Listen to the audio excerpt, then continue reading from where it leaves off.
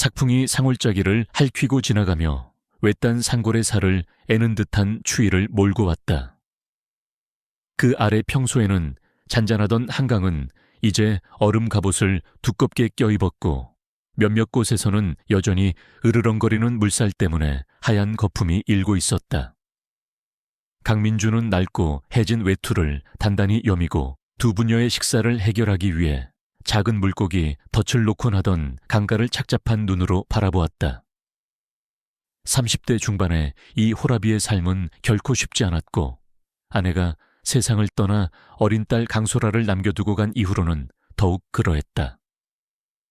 오늘따라 불길한 예감이 그를 계속 따라다녔다. 작고 허름한 그의 오두막 굴뚝에서 나오는 영이마저 평소보다 약해 보였고 세찬바람에 힘겹게 맞서고 있는 듯했다.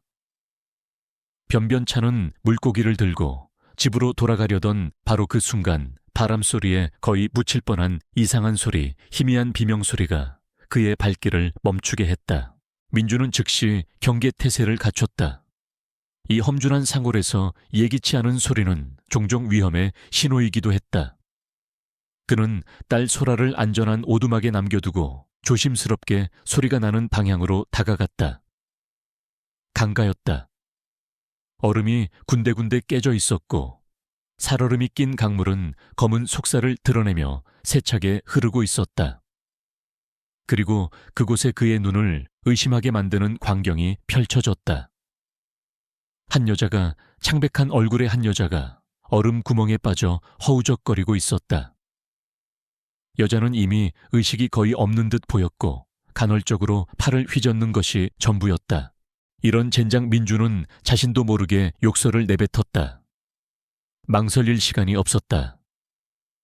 이대로 두면 여자는 몇 분도 버티지 못하고 저천증으로 죽게 될 터였다.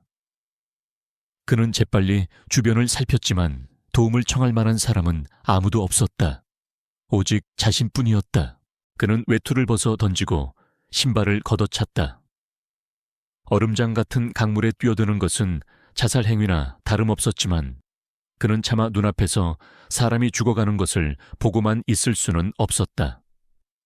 그는 어렸을 때부터 이 강에서 수영하며 자랐고 겨울철 얼음 낚시에도 익숙했다. 하지만 지금은 상황이 달랐다. 세찬 물살과 살얼음은 그 어떤 때보다 위험했다. 소라야 아빠, 금방 다녀올게. 절대 나오면 안 돼.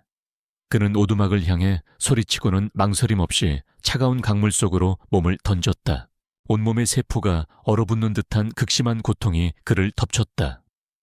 하지만 그는 이를 악물고 여자를 향해 헤엄쳐갔다. 여자는 이미 거의 가라앉고 있었고 희미하게 눈만 깜빡이고 있었다. 민주는 가까스로 여자의 팔을 붙잡았지만 물에 젖은 여자의 몸은 생각보다 훨씬 무거웠고 세찬 물살은 그들을 계속해서 하류로 떠밀려 했다. 그는 필사적으로 발길질을 하며 얼음 덩어리를 붙잡고 강가로 향했다. 그의 팔다리는 감각을 잃어가고 있었고 배는 터질 것처럼 아팠다. 하지만 그는 포기하지 않았다. 그의 머릿속에는 오직 살려야 한다는 생각뿐이었다. 얼마나 시간이 흘렀을까. 그는 마침내 여자를 끌어안고 강기슬구로 기어 나올 수 있었다. 그의 몸은 이미 한계에 다다른 상태였지만 그는 마지막 남은 힘을 짜내 여자를 안전한 곳으로 옮겼다. 여자는 완전히 의식을 잃은 상태였고 입술은 파랗게 질려 있었다. 맥박도 거의 느껴지지 않았다. 정신 차려요, 제발. 민주는 여자의 뺨을 가볍게 때리며 소리쳤지만 아무런 반응도 없었다. 그는 여자를 들쳐 업고 자신의 오두막으로 달려갔다. 소라는 겁에 질린 얼굴로 문가에 서 있었지만 아빠의 다급한 모습에 아무 말도 하지 못하고 길을 비켜주었다. 민주는 여자를 아궁이 옆 가장 따뜻한 곳에 눕히고 젖은 옷을 벗겨냈다. 여자의 몸은 얼음장처럼 차가웠다. 그는 재빨리 마른 담요를 가져와 여자의 몸을 감싸고 자신의 천으로라도 여자를 녹이려 애썼다. 그는 예전에 할머니에게서 배운 민간 요법들을 떠올렸다. 뜨거운 물수건으로 여자의 손발을 마사지하고 따뜻한 생강차를 조금씩 입에 흘려 넣었다. 그의 손길은 거칠었지만 그 안에는 절박함과 진심이 담겨 있었다. 소라는 겁먹은 눈으로 아빠와 낯선 여자를 번갈아 쳐다보았다. 아빠, 저 언니 죽는 거예요. 아니야, 소라야. 아빠가 꼭 살릴 거야. 민주는 딸아이를 안심시키려 애썼지만 그의 목소리에는 불안감이 역력했다. 그는 이 작은 산골 마을에서 의사라고는 찾아볼 수 없다는 사실을 잘 알고 있었다. 모든 것은 자신의 손에 달려 있었다. 시간이 얼마나 흘렀을까? 여자의 몸에서 아주 미세하게 온기가 느껴지기 시작했다. 그리고 희미하게나마 숨소리가 들려왔다. 민주는 안도의 한숨을 내쉬었다. 하지만 아직 안심하기에는 일렀다.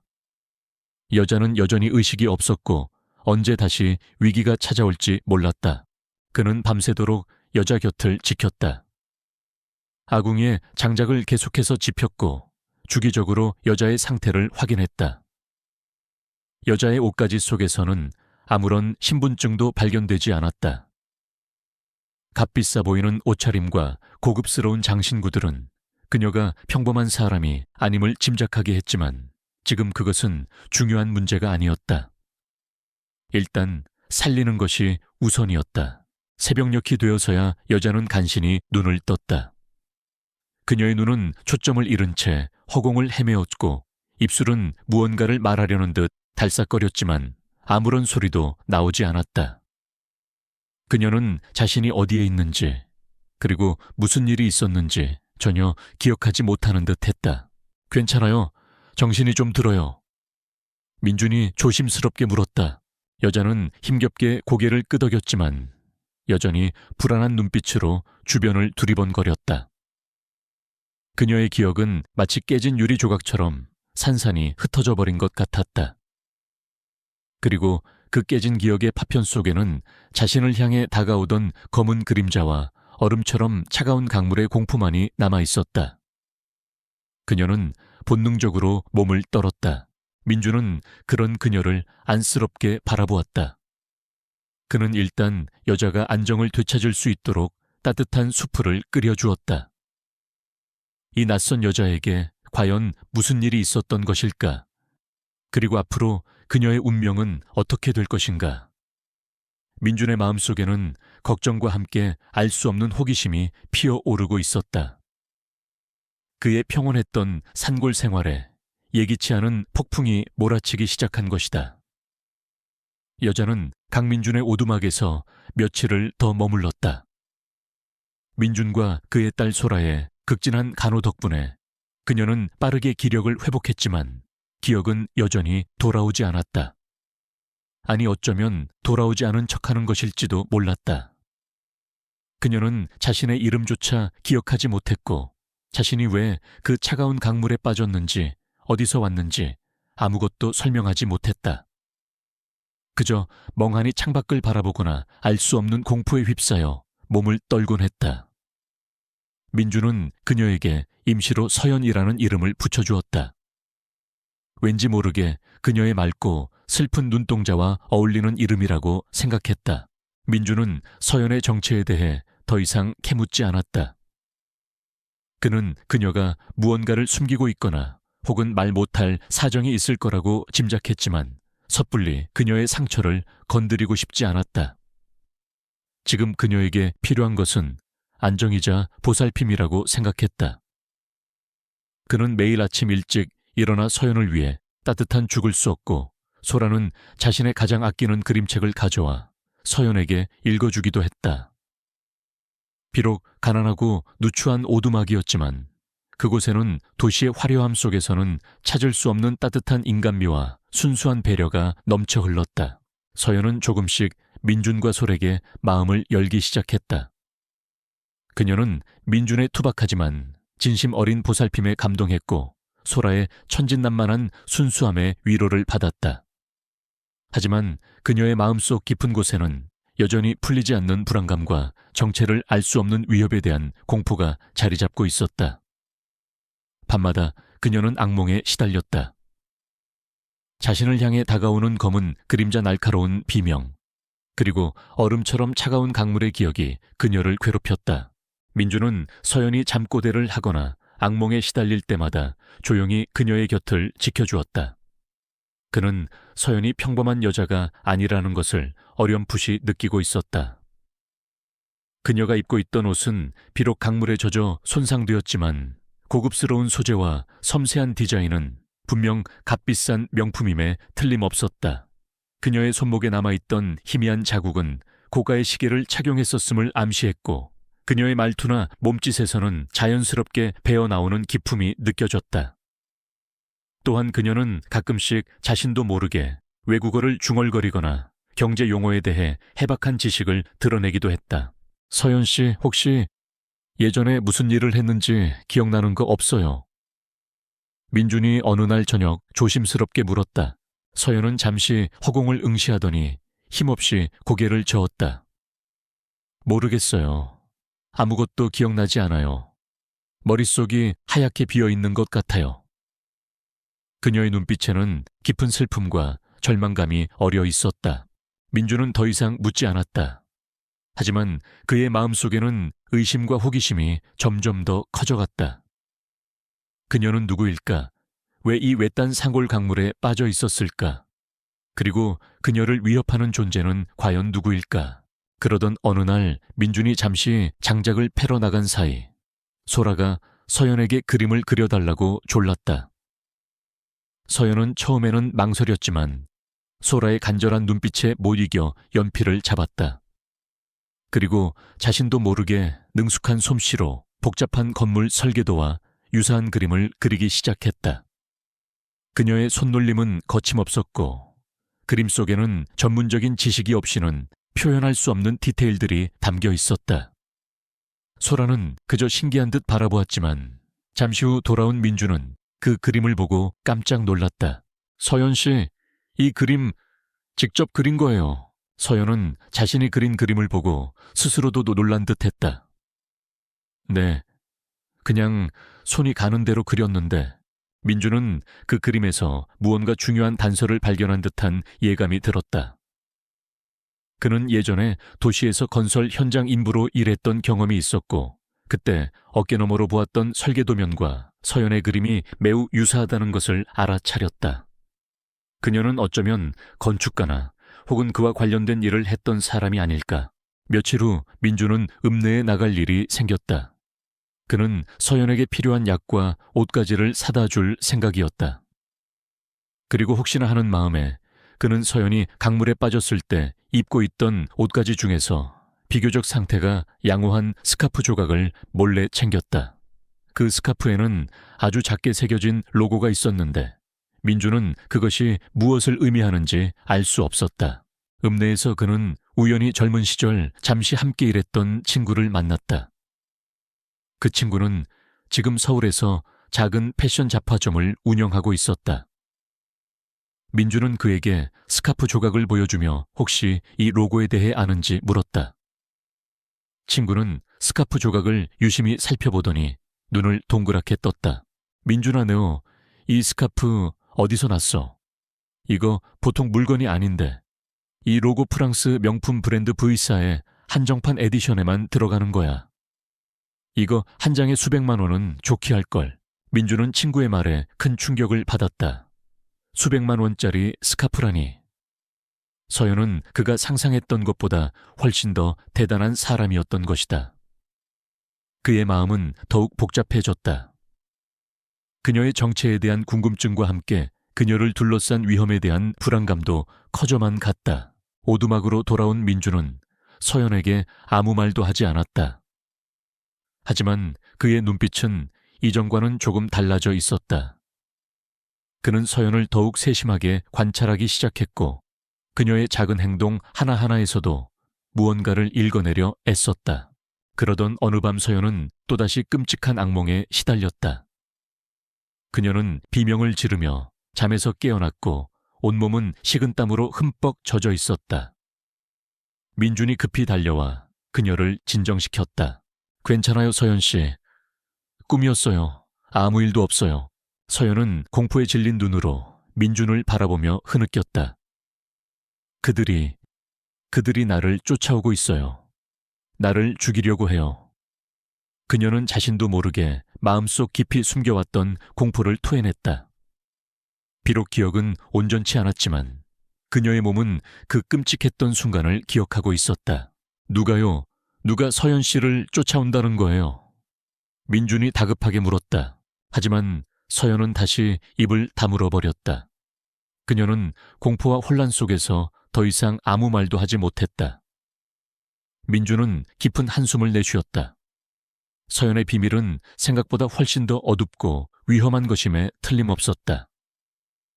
그리고 그는 자신도 모르는 사이에 그 위험한 비밀의 한가운데로 점점 더 깊이 휘말려 들어가고 있음을 직감했다. 그의 어깨 위로 무거운 책임감이 내려앉는 듯 했다. 그는 과연 이 미스터리한 여인을 지켜낼 수 있을까? 서연이 악몽에서 깨어나 자신을 쫓는 그들에 대해 언급한 지 며칠 지나지 않아 강민준의 불길한 예감은 현실이 되었다. 평화롭기만 하던 외딴 상골 마을에 낯선 그림자들이 들이우기 시작한 것이다. 검은색 양복을 입은 건장한 남자 2명이 마을 유일의 작은 가게에 나타나 탐문하듯 이것저것 묻고 다녔다. 그들은 최근 이 근처에서 길을 잃은 젊은 여자를 찾고 있다며 서연의 인상착의와 비슷한 여자를 본 적이 있는지 집요하게 물었다. 그들의 말투는 정중했지만 눈빛에서는 서늘한 기운이 느껴졌다. 마을 사람들은 대부분 외지인들에게 배타적이었고 특히나 수상쩍은 분위기를 풍기는 그들에게 별다른 정보를 주지 않았다. 하지만 민준은 직감했다. 그들이 찾는 여자는 바로 서연이었고 그들은 결코 좋은 의도로 그녀를 찾는 것이 아니라는 것을. 서연이 그토록 두려워하던 그들이 마침내 이곳까지 찾아온 것이다. 민준은 즉시 오두막으로 돌아와 서연에게 이 사실을 알렸다. 서연의 얼굴은 하얗게 질렸고 그녀의 몸은 사시나무처럼 떨리기 시작했다. 결국 여기까지 찾아왔군요. 그녀의 목소리는 절망감으로 가득 차 있었다. 서연 씨, 도대체 무슨 일이 있었던 거예요? 그 사람들은 누구고 왜 당신을 찾는 거죠? 민준이 다그쳐 물었다. 더 이상 그녀의 비밀을 모른 척할 수 없었다. 자신과 딸 소라의 안전까지 위협받는 상황이었다. 서연은 한참을 망설이다가 떨리는 목소리로 입을 열었다. 그녀의 기억은 여전히 온전치 않았지만 단편적인 이미지들과 함께 끔찍했던 순간들이 조금씩 떠오르기 시작했다. 저는 도망치고 있었어요. 검은 차들이 저를 쫓아왔고 절벽 같은 곳으로 저를 몰아붙였어요. 그리고 강물로 떨어졌어요. 그들이 저를 죽이려고 했어요. 그녀의 눈에서 공포의 눈물이 흘러내렸다. 민준은 주먹을 불끈 쥐었다. 분노가 치밀어 올랐지만 지금은 감정을 앞설 때가 아니었다. 일단 여기서 피해야 해요. 그들이 언제 우리 집까지 들이닥칠지 몰라요. 그는 재빨리 최소한의 짐을 챙겼다. 약간의 식량과 물, 그리고 비상약품. 그는 솔에게도 단단히 일러두었다. 소라야, 지금부터 아빠 말 잘 들어야 한다. 무슨 일이 있어도 절대 소리내거나 울면 안 돼. 알았지? 소라는 겁에 질렸지만 똘똘한 눈빛으로 고개를 끄덕였다. 민주는 서연과 소라를 데리고 오두막 뒷문으로 빠져나와 숲속으로 몸을 숨겼다. 그는 이 지역의 지형을 손바닥처럼 잘 알고 있었다. 어렸을 때부터 숲은 그의 놀이터이자 사냥터였고 지금은 그들의 유일한 피난처가 되어줄 터였다. 그는 험준한 산길을 능숙하게 헤쳐나갔고 때로는 짐승들이 다니는 희미한 길을 따라 이동하며 추격자들의 눈을 피했다. 서연은 도시 생활에 익숙한 그녀에게는 너무나 힘든 여정이었다. 가파른 산길과 거친 수풀은 그녀의 발목을 붙잡았고 추위와 공포는 그녀의 체력을 빠르게 소진시켰다. 하지만 그녀는 이를 악물고 민준의 뒤를 따랐다. 자신 때문에 민준과 어린 소라까지 위험에 빠뜨렸다는 죄책감과 어떻게든 살아남아야 한다는 절박함이 그녀를 지탱해 주었다. 얼마 지나지 않아 그들의 예상대로 검은 양복의 사내들이 민준의 오두막을 덮쳤다. 그들은 집 안을 샅샅이 뒤졌지만 이미 세 사람은 종적을 감춘 후였다. 사내들은 분노하며 주변을 샅샅이 수색하기 시작했다. 그들의 손에는 단순한 탐문용 도구가 아닌 위협적인 무기들이 들려 있었다. 민준은 멀리서 그들의 움직임을 주시하며 더욱 깊은 숲속으로 향했다. 그는 추격자들이 쉽게 따라오지 못하도록 일부러 험한 길을 택했고 때로는 계곡물을 따라 이동하며 흔적을 지웠다. 그의 생존 본능과 뛰어난 판단력은 위기의 순간마다 빛을 발했다. 며칠 동안 그들은 숲속에서 숨어 지냈다. 낮에는 깊은 동굴이나 우거진 숲을 속에 몸을 숨기고 밤이 되어서야 조심스럽게 이동했다. 민주는 능숙하게 불을 피워 추위를 녹이고 숲에서 구할 수 있는 열매나 버섯으로 허기를 달랬다. 그는 서연과 소라를 안심시키려 애썼지만 그의 마음속에도 불안감은 점점 커져갔다. 이대로 언제까지 도망칠 수 있을까? 그리고 서연의 정체는 과연 무엇이기에 이토록 무서운 추격을 받는 것일까? 그러던 어느 날 밤 그들이 잠시 휴식을 취하던 폐가에서 서연의 기억이 더욱 선명하게 돌아오기 시작했다. 그녀는 고통스러운 듯 머리를 감싸 쥐었고 단편적인 단어들을 내뱉기 시작했다. 아버지, 유언, 회장님, 윤태식이 누구예요? 민준이 조심스럽게 물었다. 나이, 작은아버지, 회사를 빼앗으려고. 서연의 눈빛이 공포로 물들었다. 그녀는 마침내 자신이 처한 상황의 윤곽을 어렴풋이나마 기억해낸 것이다. 그녀의 아버지는 국내 굴지의 대기업 회장이었고 아버지가 갑작스럽게 돌아가신 후 작은아버지인 윤태식이 회사를 장악하려 했다. 그리고 그 과정에서 유일한 상속녀인 자신을 제거하려 했던 것이다. 강물에 빠졌던 그날은 바로 윤태식이 보낸 살인 청부업자들에게 쫓기던 마지막 순간이었다. 모든 것을 기억해낸 서연은 절망감에 몸부림쳤다. 하지만 동시에 그녀의 눈빛에는 새로운 결의가 떠올랐다. 이대로 도망만 다닐 수는 없었다. 아버지의 유산을 지키고 악랄한 작은아버지의 음모를 세상에 알려야 했다. 민준 씨, 저를 도와주실 수 있나요? 서연이 간절한 눈빛으로 민준을 바라보았다. 제가 모든 것을 되찾을 수 있도록 제 곁을 지켜주세요. 제가 성공하면 민준 씨와 솔에게 평생 은혜를 갚겠습니다. 민준은 깊은 생각에 잠겼다. 그녀의 이야기는 마치 영화 속 한 장면처럼 비현실적이었지만 그녀의 눈빛은 진실을 말하고 있었다. 그는 이제 선택의 기로에 놓였다. 평범하고 고단하지만 평화로웠던 과거로 돌아갈 것인가, 아니면 이 미스터리한 여인과 함께 위험천만한 미래로 나아갈 것인가. 그의 결정에 세 사람의 운명이 달려 있었다. 폐가에서의 하룻밤은 강민준과 윤채원 그리고 어린 강솔에게 짧은 휴식을 가져다 주었지만 동시에 불안한 미래에 대한 무거운 고민을 안겨주었다. 채원의 기억이 돌아오면서 그녀가 처한 위험의 실체는 더욱 명확해졌고 민준은 자신이 걷잡을 수 없는 소용돌이에 휘말렸음을 깨달았다.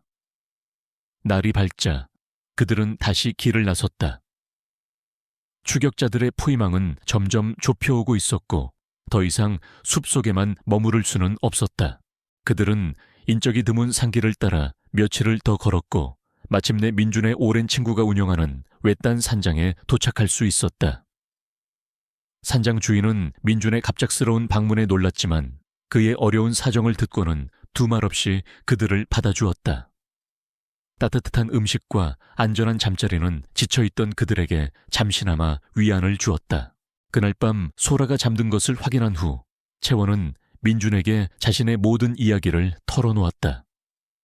그녀의 본명은 윤채원이었고 국내 최대 석유기업인 대한오일그룹 윤 회장의 외동딸이자 유일한 상속녀였다.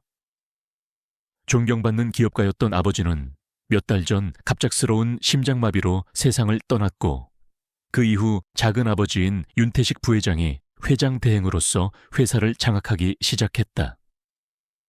윤태식은 오래전부터 회사 경영권을 호시탐탐 노려왔던 인물이었고 아버지가 남긴 유언장이 자신에게 불리하게 작성되었다는 사실을 알게 되자 결국 조카인 채원마저 제거하려 했던 것이다. 채원은 아버지가 남긴 비밀 금고와 그 안에 담긴 윤태식의 비리 증거 자료들, 그리고 회사의 진정한 후계자를 지명하는 친필 유언장에 대해 이야기했다. 그 유언장이야말로 윤태식이 가장 두려워하는 것이었고 채원을 죽여서라도 손에 넣으려 하는 이유였다. 그녀가 강물에 빠졌던 날은 바로 그 유언장을 찾기 위해 아버지의 별장으로 향하던 중 윤태식이 보낸 괴한들의 습격을 받았던 날이었다. 저는 아버지가 평생을 바쳐 일군 회사를 저런 악당의 손에 넘겨줄 수 없어요. 채원의 목소리는 떨렸지만 그녀의 눈빛에는 강한 결의가 서려 있었다. 하지만 저 혼자서는 아무것도 할 수 없어요. 믿을 수 있는 사람도 거의 없고요. 그녀는 민준의 손을 잡으며 간절하게 말했다. 민준 씨, 저를 도와주세요. 제가 모든 것을 되찾고 아버지의 명예를 지킬 수 있도록 제 곁을 지켜주세요. 만약 성공한다면 민준 씨와 솔에게 평생 은혜를 잊지 않고 보답하겠습니다. 소라가 더 좋은 환경에서 자랄 수 있도록, 그리고 민준 씨가 더 이상 힘들게 살지 않도록 제가 모든 것을 지원할게요. 민준은 채원의 이야기에 큰 충격을 받았다. 자신이 구해준 여인이 대한민국을 움직이는 거대 기업의 상속녀라니. 그리고 그녀가 목숨을 위협받는 끔찍한 음모에 휘말려 있다니. 모든 것이 드라마처럼 비현실적으로 느껴졌다. 하지만 그녀의 눈물과 절박한 표정은 그것이 엄연한 현실임을 말해주고 있었다. 그는 깊은 고민에 빠졌다. 채원의 제안은 분명 매력적이었다. 만약 그녀를 돕는다면 자신과 소라의 인생은 완전히 달라질 수 있었다. 지긋지긋한 가난에서 벗어나 솔에게 더 나은 미래를 선물할 수 있을지도 모른다. 하지만 그 길은 너무나 위험하고 험난해 보였다. 윤태식 같은 거대한 권력과 맞서 싸운다는 것은 계란으로 바위치기나 다름없을 수도 있었다. 자칫하면 자신과 소라의 목숨까지 위험해질 수 있었다. 그는 조용히 일어나 창가로 다가갔다. 창밖에는 어둠이 짙게 깔려 있었고 멀리서 부엉이 우는 소리가 들려왔다. 그의 마음도 저 어둠처럼 복잡하고 무거웠다. 그는 평범한 시골 안악이었던 아내와 결혼하여 소박하지만 행복한 가정을 꾸렸었다. 하지만 아내가 병으로 세상을 떠난 후 그의 삶은 오직 소라를 위해 존재했다. 그는 딸아이에게만큼은 가난을 대물림하고 싶지 않았지만 현실의 벽은 너무나 높았다. 만약 내가 이대로 채원 씨를 외면한다면 그녀는 어떻게 될까? 그리고 나는 평생 지금처럼 힘겹게 살아가야 하는 걸까? 솔에게 더 좋은 세상을 보여줄 기회를 스스로 걷어차는 건 아닐까? 그의 머릿속에서 수많은 생각들이 충돌했다. 한편으로는 안전하고 평범한 삶을 갈망했지만 다른 한편으로는 불의에 맞서 싸우고 싶은 정의감과 채원에 대한 연민, 그리고 새로운 삶에 대한 일말의 기대감이 꿈틀거리고 있었다. 그는 자신도 모르게 주먹을 불끈 쥐었다. 그는 비록 가난하고 배운 것 없는 시골 남자였지만 비겁하게 현실에 안주하고 싶지는 않았다. 그리고 무엇보다 자신을 믿고 의지하는 채원의 간절한 눈빛을 외면할 수 없었다. 다음 날 아침 민주는 결정을 내렸다. 그는 채원 앞에 마주 앉아 단호한 목소리로 말했다. 채원 씨, 제가 당신을 돕겠습니다. 채원의 얼굴에 화색이 돌았다. 정말인가요, 민준 씨? 네. 하지만 조건이 있습니다. 민준이 말을 이었다. 첫째, 제 딸 소라의 안전을 최우선으로 보장해 주셔야 합니다. 둘째, 저는 돈 때문에 당신을 돕는 것이 아닙니다. 저는 불의를 참지 못하고 약한 사람이 억울하게 당하는 것을 보고 싶지 않을 뿐입니다. 만약 당신이 모든 것을 되찾은 후에 약속을 어기거나 저와 소라를 하찮게 여긴다면 저는 언제든지 당신 곁을 떠날 겁니다. 그의 말에는 가난했지만 떳떳하게 살아온 한 남자의 자존심과 강직함이 담겨 있었다. 채원은 그의 진심을 느낄 수 있었다. 그녀는 눈물을 글썽이며 고개를 끄덕였다. 약속할게요, 민준 씨. 절대로 그 믿음을 저버리지 않겠어요. 그리고 당신과 소라는 이제 제 가족이나 다름없어요. 그렇게 두 사람의 위험한 동행이 시작되었다. 그들은 먼저 채원의 아버지와 오랜 시간 함께 일했던 유일하게 믿을 수 있는 김용호 변호사에게 연락을 취하기로 했다. 김 변호사는 현재 윤태식의 감시를 받고 있을 가능성이 높았기에 접촉은 매우 신중하고 은밀하게 이루어져야 했다. 그들의 앞날에는 예측할 수 없는 위험과 거대한 음모가 기다리고 있었지만 이제 그들은 혼자가 아니었다. 서로에 대한 믿음과 정의를 향한 열망이 그들을 하나로 묶어주고 있었다. 민준의 거친 손이 채원의 가녀린 손을 따뜻하게 감싸 쥐었다. 새로운 운명의 강이 그들 앞에서 도도히 흐르기 시작했다. 강민준의 결연한 약속은 윤채원에게 큰 힘이 되었다. 그들은 먼저 민준의 오랜 친구가 운영하는 산장을 떠나 딸 소라의 안전을 확보하는 것부터 시작했다. 민준은 고민 끝에 평소 자신과 소라를 친손녀처럼 아껴주던 이웃배 영감에게 소라를 잠시 맡기기로 결정했다. 배 영감은 민준의 어려운 사정을 듣고는 두말 없이 소라를 돌봐주겠다고 약속하며 오히려 민준의 용감한 결정을 지지해 주었다. 눈물로 딸과 작별한 민준의 마음은 무거웠지만 소라의 안전을 위해서 그리고 더 나은 미래를 위해서라도 그는 이 길을 가야만 했다. 민준과 채원은 신분을 숨기기 위해 허름한 옷차림으로 변장하고 야간버스를 이용하여 조용히 서울로 향했다. 거대하고 복잡한 도시의 풍경은 평생을 상골에서 살아온 민준에게는 모든 것이 낯설고 어지러웠다. 하지만 그의 곁에는 이제 혼자가 아닌 채원이 있었고 그의 가슴 속에는 딸 솔에 대한 그리움과 함께 반드시 성공해야 한다는 굳은 의지가 자리 잡고 있었다. 서울에 도착한 그들은 곧바로 채원의 아버지가 남긴 유일한 조력자 김용호 변호사에게 연락을 시도했다. 김 변호사는 대한오일그룹의 법무팀을 오랫동안 이끌었던 인물로 윤 회장의 절대적인 신임을 받았지만 윤태식 부회장이 회사를 장악한 이후로는 한직으로 밀려나 감시를 받고 있는 처지였다. 채원은 아버지가 남긴 비상 연락망을 통해 어렵게 김 변호사와 접선 약속을 잡을 수 있었다. 약속 장소는 도심 한복판의 낡은 서점, 안쪽 비밀스러운 공간이었다. 민준은 주변을 경계하며 채원을 보호했고 그의 날카로운 눈빛과 다부진 체격은 어설픈 시골뜨기의 모습과는 거리가 멀었다. 마침내 그들 앞에 나타난 김 변호사는 초췌한 모습이었지만 눈빛만은 여전히 형형했다. 그는 채원을 보자마자 눈시울을 붉히며 안도했지만 동시에 그녀가 처한 위험한 상황에 대해 깊은 우려를 표했다. 아가씨 무사하셔서 정말 다행입니다.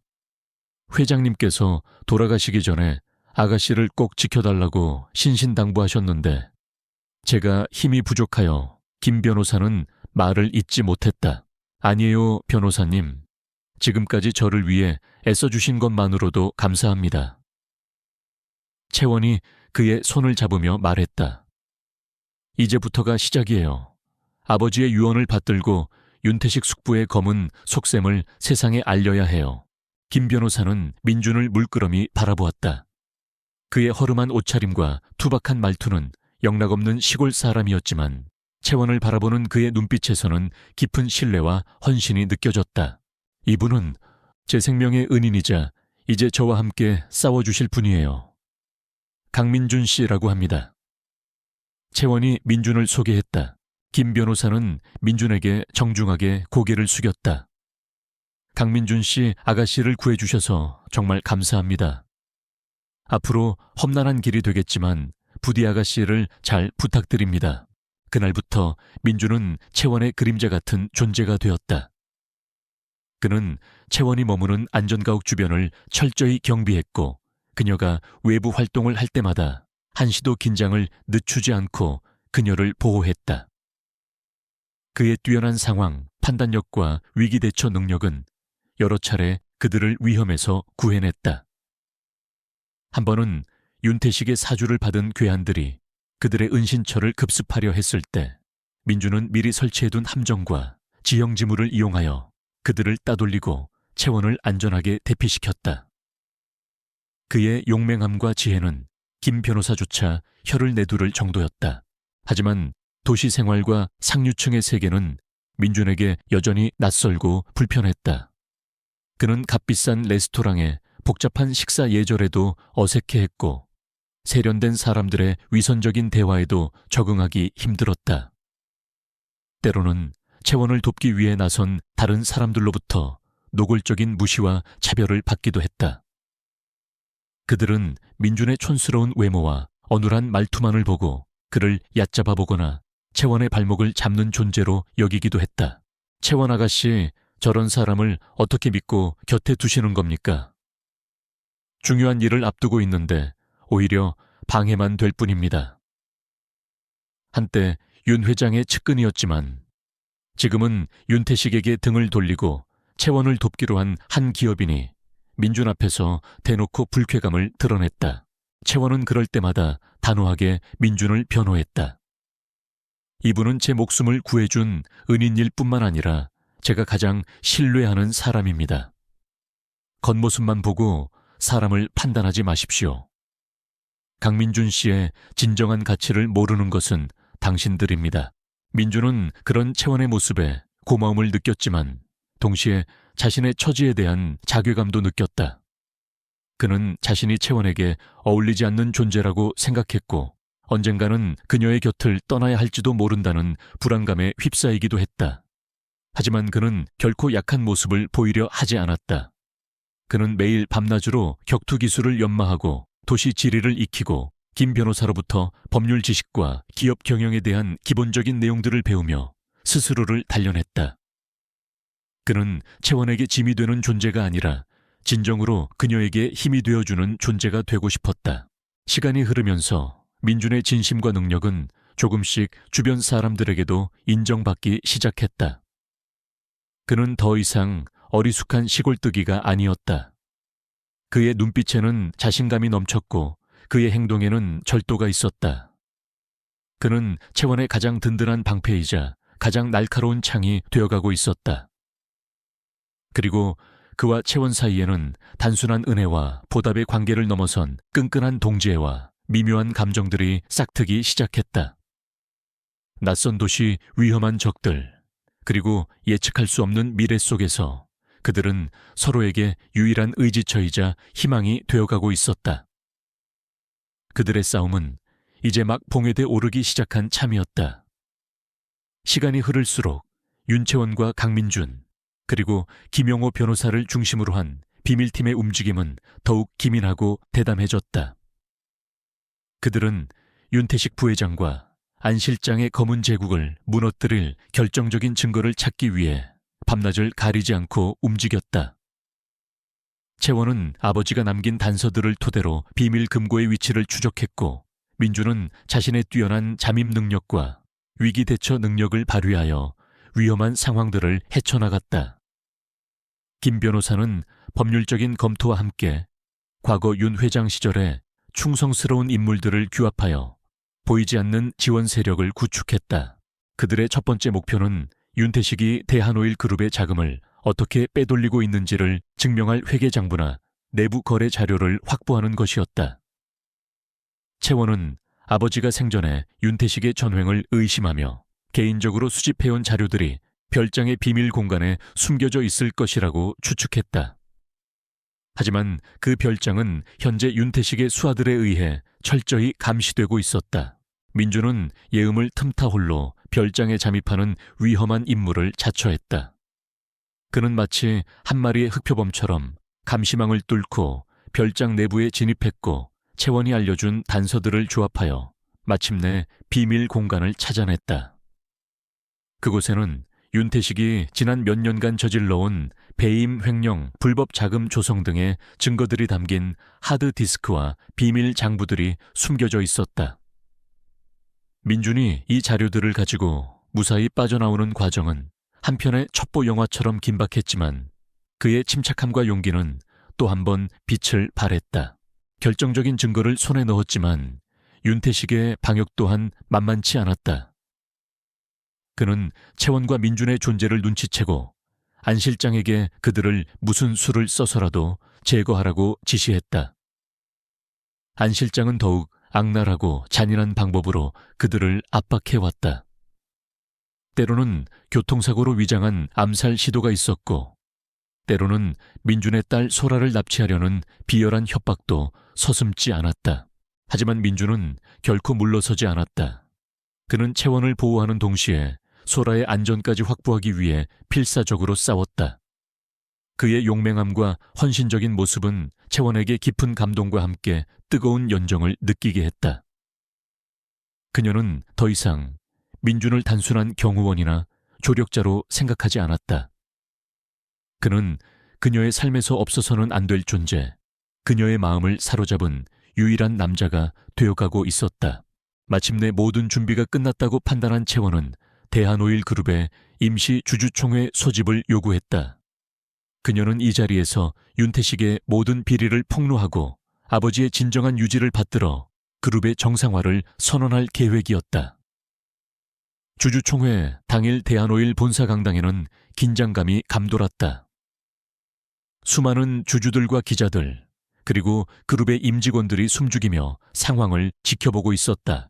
윤태식은 여전히 자신만만한 표정으로 단상에 앉아 있었지만 그의 눈빛에는 불안감이 숨겨지지 않았다. 그는 채원이 어떤 카드를 들고 나올지 예측할 수 없었지만 설마하니 자신이 이 자리에서 몰락하게 될 것이라고는 상상조차 하지 못했다. 채원은 민준과 김 변호사를 대동하고 당당하게 단상에 올랐다. 그녀의 목소리는 떨렸지만 그 안에는 강한 확신과 용기가 담겨 있었다. 주주 여러분, 그리고 대한오일을 사랑하는 모든 분들께 고합니다. 오늘 저는 이 자리에서 지난 몇 년간 우리 그룹을 좀먹어온 추악한 진실을 밝히고자 합니다. 그녀는 민준이 확보한 비밀 장부와 하드디스크의 내용을 하나씩 공개하기 시작했다. 윤태식이 어떻게 회사의 자금을 유용하고 유령 회사를 통해 비자금을 조성했으며 심지어 경쟁사에 회사의 핵심 정보를 팔아넘기려 했는지에 대한 구체적인 증거들이 스크린을 통해 적나라하게 드러났다. 강당은 순식간에 충격과 분노로 술렁였다. 윤태식은 얼굴이 하얗게 질린 채 고함을 질렀다. 거짓말이다. 저 모든 것은 조작된 것이다. 전현이 나를 모함하기 위해 꾸며낸 수작이다. 하지만 그의 발악은 더 이상 아무런 소용이 없었다. 김 변호사가 이어서 윤태식이 채원을 살해하려 했던 정황 증거들과 안 실장의 검은 폭력 조직과의 연계고리들을 폭로하자 상황은 완전히 채원에게로 기울었다. 마지막으로 과거 윤태식의 비서로 일했던 내부 고발자가 용기를 내어 윤태식의 불법 지시 내용이 담긴 녹취 파일을 공개하자 윤태식은 더 이상 버틸 수 없었다. 체포하십시오. 차혜원의 단호한 명령과 함께 미리 대기하고 있던 검찰 수사관들이 강당으로 들이닥쳐 윤태식과 안 실장 그리고 그들의 주요 공범들을 현장에서 체포했다. 수갑이 채워지는 순간까지도 윤태식은 발악했지만 그의 시대는 그렇게 막을 내리고 있었다. 강당 안은 환호성과 박수 소리로 가득 찼다. 채원은 눈물을 흘리며 민준의 손을 잡았다. 그들의 길고 험난했던 싸움이 마침내 정의의 승리로 끝나는 순간이었다. 기자들의 플래시가 쉴 새 없이 터졌고 모든 카메라는 새로운 영웅으로 떠오른 윤채원과 그녀의 곁을 묵묵히 지킨 강민준에게 집중되었다. 민준은 어색한 듯 뒷걸음질 치려 했지만 채원은 그의 손을 더욱 꽉 잡았다.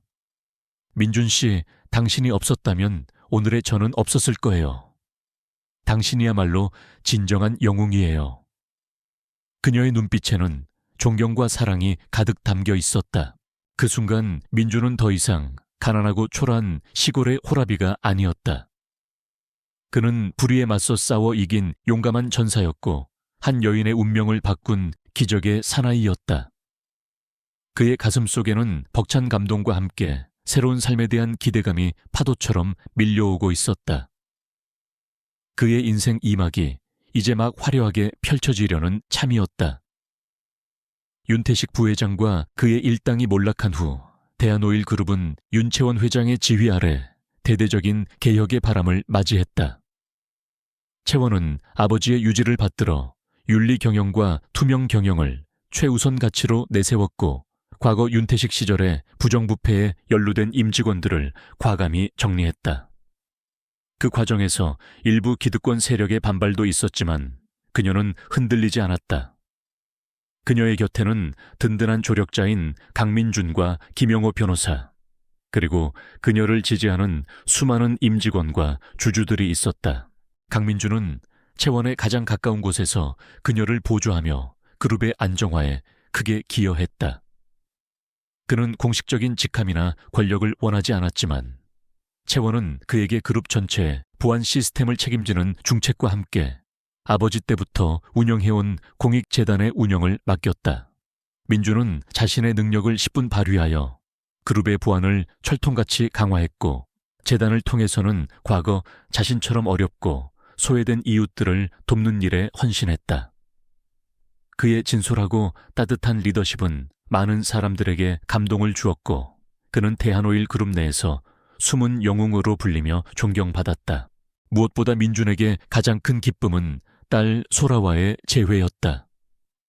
모든 위험이 사라진 후 그는 곧바로 배 영감에게 맡겨두었던 소라를 데려왔다. 훌쩍 자란 소라는 아빠의 품에 안겨 한참을 울었고 민준 역시 눈시울을 붉히며 딸을 끌어안았다. 채원은 그들 부녀에게 서울 시내가 한눈에 내려다 보이는 넓고 아늑한 아파트를 마련해 주었고 소라가 최고의 환경에서 교육받을 수 있도록 모든 지원을 아끼지 않았다. 하지만 민준은 소라가 물질적인 풍요에 취해 자만하거나 나태해지지 않도록 엄격하면서도 자상하게 훈육했다.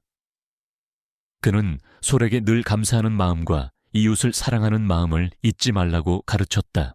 시간이 흐르면서 민준과 채원의 관계는 더욱 깊어졌다. 그들은 함께 수많은 위기를 헤쳐나가면서 서로에 대한 믿음과 사랑을 확인했다. 채원에게 민준은 단순한 생명의 은인이자 조력자를 넘어 세상 그 누구보다 자신을 이해해주고 아껴주는 유일한 남자였다.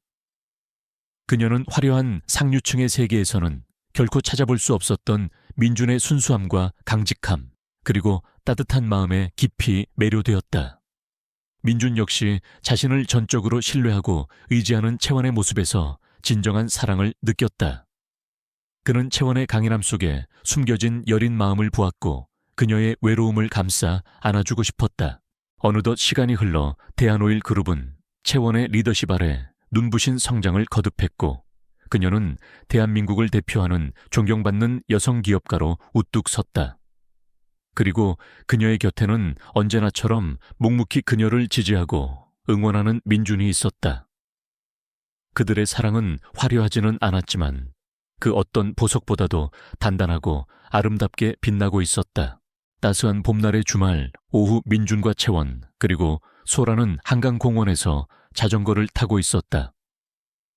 소라는 어느새 훌쩍 자라 두 사람의 사랑을 듬뿍 받는 예쁜 소녀가 되어 있었다. 세 사람의 얼굴에는 행복한 미소가 가득했고 그들의 웃음소리는 봄바람을 타고 멀리 퍼져나갔다. 민준 씨, 혹시 후회한 적 없어요? 채원이 자전거를 멈추고 민준을 바라보며 물었다. 저 때문에 평범했던 인생이 너무 복잡하게 꼬여버렸잖아요. 민준은 부드러운 미소로 채원의 손을 잡았다. 만약 그때 강가에서 당신을 만나지 못했다면 지금의 나는 없었을 거예요. 당신은 내 인생 최고의 행운이자 선물이에요, 채원 씨. 그의 진심 어린 고백에 채원의 눈가가 촉촉해졌다. 그녀는 민준의 어깨에 살며시 머리를 기댔다. 나도 그래요, 민준 씨. 당신은 내게 세상 전부예요. 저 멀리 석양이 아름답게 물들고 있었다. 그 붉은 노을 아래 세 사람은 서로의 온기를 느끼며 한동안 말없이 풍경을 바라보았다. 그들의 앞날에는 또 어떤 이야기들이 펼쳐질지 알 수 없었지만 이제 그들은 두렵지 않았다. 사랑하는 사람과 함께라면 그 어떤 어려움도 헤쳐나갈 수 있다는 것을 그들은 이미 알고 있었기 때문이다. 민주는 주머니에서 작은 벨벳 상자를 꺼내 채원에게 건넸다. 채원이 놀란 눈으로 상자를 열자 그 안에는 소박하지만 아름다운 다이아몬드 반지가 반짝이고 있었다. 윤채원 씨, 나와. 그리고 소라와 함께 평생을 함께 해주시겠습니까? 민준의 목소리는 떨렸지만 그의 눈빛은 세상 그 누구보다 진지하고 확고했다. 채원은 눈물을 글썽이며 고개를 끄덕였다. 네, 기꺼이 당신과 함께 할게요. 두 사람의 입술이 부드럽게 포개졌고 소라는 박수를 치며 기뻐했다. 차갑고 어두웠던 운명의 강은 이제 그들에게 따뜻하고 찬란한 사랑의 강이 되어 흐르고 있었다. 그 강물 위로 새로운 희망과 행복의 이야기가 아름다운 무지개처럼 피어오르고 있었다. 그들의 사랑은 이제 막 시작된 참이었다.